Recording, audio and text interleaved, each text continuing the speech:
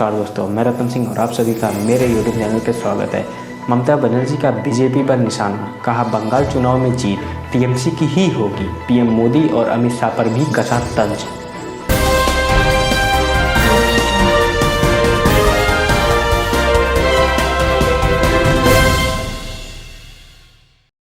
पश्चिम बंगाल विधानसभा चुनाव के मद्देनजर तृणमूल कांग्रेस टीएमसी ने उम्मीदवारों की लिस्ट जारी कर दी। सीएम ममता बनर्जी ने प्रेस कॉन्फ्रेंस कर लिस्ट जारी की। इस दौरान सीएम ममता ने एक बार फिर बीजेपी पर जमकर निशाना साधा।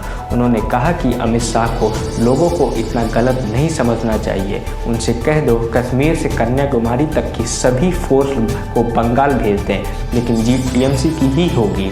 यह चुनाव ज़्यादा कठिन होगा के सवाल पर ममता बनर्जी ने कहा कि नहीं, ये बेहद सॉफ्ट होगा, हम जीतेंगे। लोग जानते हैं कि बीजेपी आने का मतलब बंगाल का अंत है। बीजेपी पर निशाना साधते हुए ममता ने कहा, खेलेंगे, लड़ेंगे और जीतेंगे। बंगाल में चाहे 8 चरण में चुनाव हो या फिर 294 चरण में चुनाव हो, अमित शाह हमसे नहीं जीत सकते।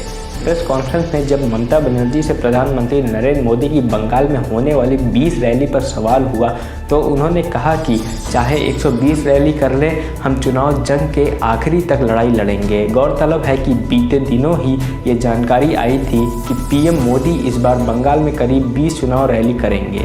टीएमसी चीफ ममता बनर्जी ने केंद्र सरकार पर सवाल उठाते हुए कहा कि बड़ी अधिकारियों को बंगाल में दोबारा क्यों भेजा जा रहा है।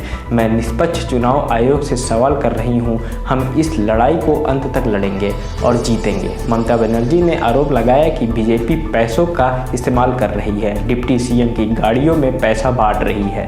बता दें कि पश्चिम बंगाल विधानसभा चुनाव में सीएम ममता बनर्जी खुद इस बार नंदीग्राम से चुनाव मैदान में होंगी। टीएमसी ने शुक्रवार को कुल 291 उम्मीदवारों की लिस्ट जारी की है, जबकि 3 सीटों को साथियों के लिए छोड़ा गया है। ममता ने प्रेस कॉन्फ्रेंस में जानकारी दी कि टीएमसी का मैनिफेस्टो 9 मार्च को ही जारी किया जाएगा। उन्होंने कहा कि हमने 50 महिलाओं, 42 मुस्लिम, 79 अनुसूचित जाति, 17 अनुसूचित जनजाति के लोगों को टिकट दिया है। सीएम ममता ने कहा कि हम इस बार 27 विधायकों को टिकट नहीं दे रहे हैं। इसके साथ ही हम 80 साल से ऊपर के लोगों को भी टिकट नहीं दे रहे हैं। ममता बनर्जी के इस विचारों पर आपका क्या सोचना है, कमेंट बॉक्स में जरूर बताइए। धन्यवाद। मैं रत्नम सिंह।